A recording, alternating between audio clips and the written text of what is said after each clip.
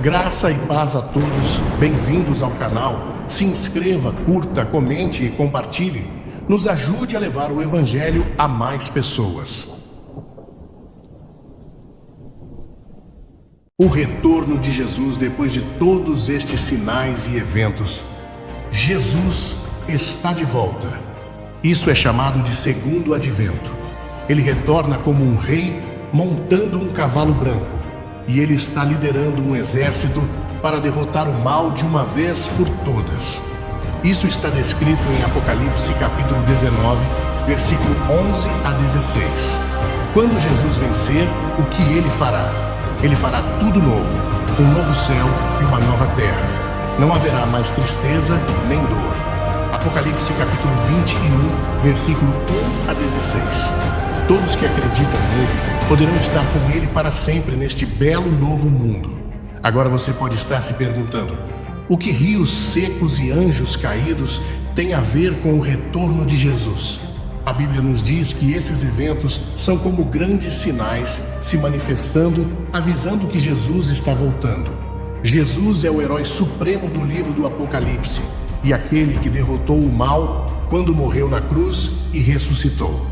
E ele está voltando para derrotar o mal de uma vez por todas, incluindo o anticristo. Agora, quem é exatamente esse anticristo sobre o qual todos estão falando? Como poderemos reconhecê-lo? Como seu pai, o diabo, esse tirano mundial, se disfarçará como um anjo de luz, mas eventualmente agirá de acordo com sua verdadeira natureza maligna. O anticristo é alguém que se opõe a Cristo. A palavra anti também pode significar em vez de, e em ambos os significados se aplicam a esse líder mundial que está por vir. Ele vai se opor abertamente a Cristo enquanto se faz passar pelo próprio Altíssimo Senhor. O anticristo fará de tudo para viver de acordo com seu apelido temível. Ele perseguirá, torturará e matará o povo de Deus enquanto lidera as forças mundiais na batalha de Armagedon. Ele será o tirano mais poderoso que o mundo já viu. Embora a Bíblia o mencione apenas 4 vezes por esse nome, ele aparece muitas mais vezes sob diversas identidades. Ele é também conhecido como aquele que traz destruição. Quando ele aparecer, as pessoas o seguirão como moscas ao mel e farão tudo o que ele pedir. Como ele unirá as nações? O profeta Daniel descreve o anticristo nestes termos, dizendo que ele falará palavras pomposas contra o Altíssimo. Daniel capítulo 7, versículo 7 a 8 e o versículo 25. Daniel prevê que o próximo líder mundial será conhecido por sua eloquência, atraindo a atenção do mundo com seu discurso arrogante contra Deus. O apóstolo João. No livro do Apocalipse, ele é descrito de maneira semelhante. O anticristo é retratado como um homem cuja aparência se destaca entre seus irmãos. Finalmente, o anticristo é referido como uma besta em Apocalipse, capítulo 13 e versículo 8. Durante os últimos 3 anos e meio da tribulação, o anticristo personificará o próprio Satanás. Vemos a trindade ímpia na batalha de Armagedon. O primeiro membro e pai da trindade profana é Satanás. O anticristo será o segundo membro maligno e filho da trindade.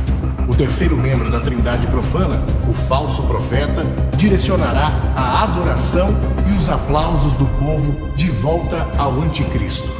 Apesar de ser terrível, a tribulação nunca estará além do controle de Deus. Satanás está restrito por uma corrente segurada por Deus. Após o rio Eufrates secar, o que acontecerá com o anticristo enquanto ele lidera a batalha de Armagedon? As pessoas ficarão ainda mais insatisfeitas com a liderança de um ditador global que quebrou todas as promessas que fez na batalha do Armagedon. Uma grande parte do mundo começará a construir as suas próprias forças militares numa tentativa de vos derrubar. Partes significativas do mundo começarão a formar exércitos e a rebelar-se contra ele. O anticristo suprimirá algumas tentativas iniciais de rebelião, mas algo acontece que o impede de alcançar o seu objetivo de destruir Israel e Jerusalém. Se o Eufrates não existir mais, será mais fácil para os governantes das terras orientais atacarem o anticristo quando chegarem.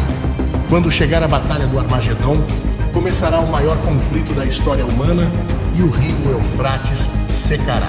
O nível atual do rio Eufrates não tem nada a ver com Apocalipse, capítulo 16, versículo 12. Isso ainda não aconteceu. Apocalipse é um dos livros mais importantes da Bíblia, que revela eventos do fim dos tempos. Em resumo, fala sobre como o bem prevalecerá sobre o mal no final e como Jesus voltará para fazer tudo certo. Apocalipse não trata apenas de coisas terríveis acontecendo, é sobre esperança e como Jesus voltará para fazer tudo perfeito. É a promessa de Deus de que o bem prevalecerá no final.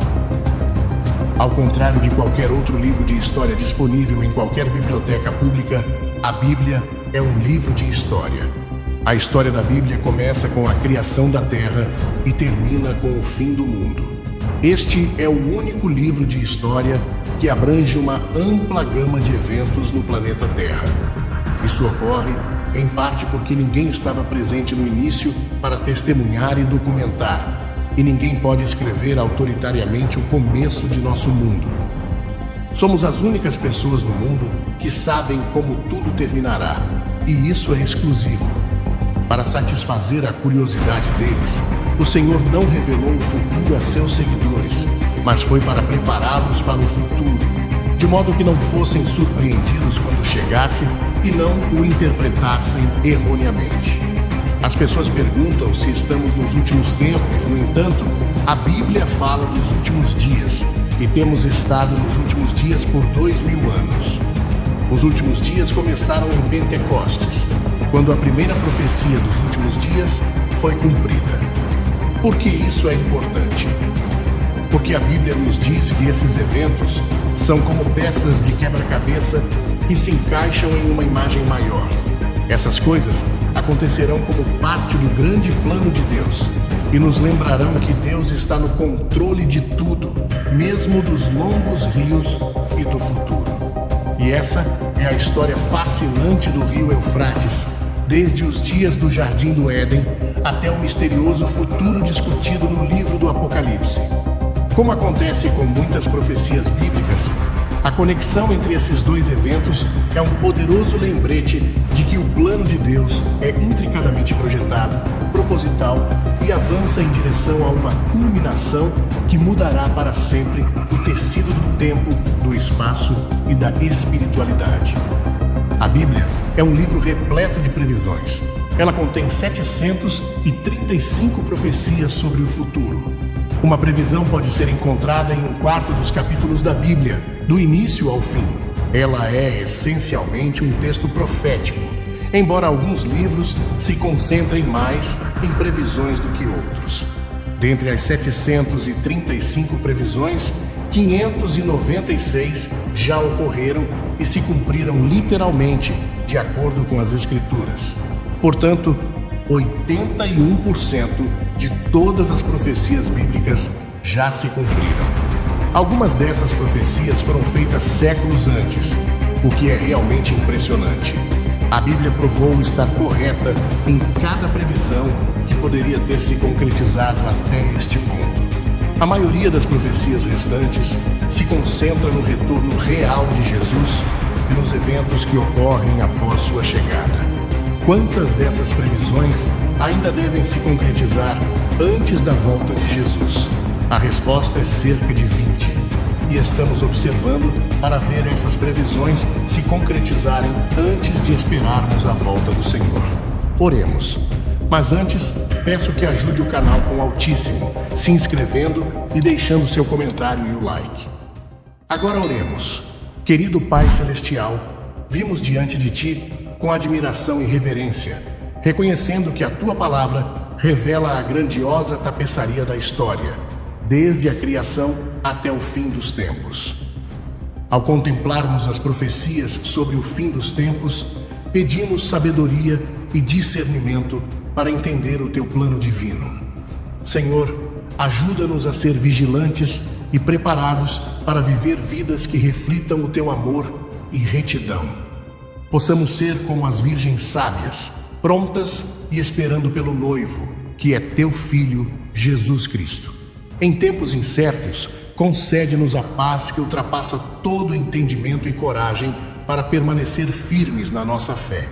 Confiamos que, no final, o bem triunfará sobre o mal e o teu reino será estabelecido em toda a sua glória. Antecipamos com esperança o retorno de Jesus, que fará todas as coisas novas. Até lá, possamos ser tuas mãos e pés nesta terra, trabalhando pela justiça, pelo amor e pela paz. Em nome de Jesus, oramos. Amém.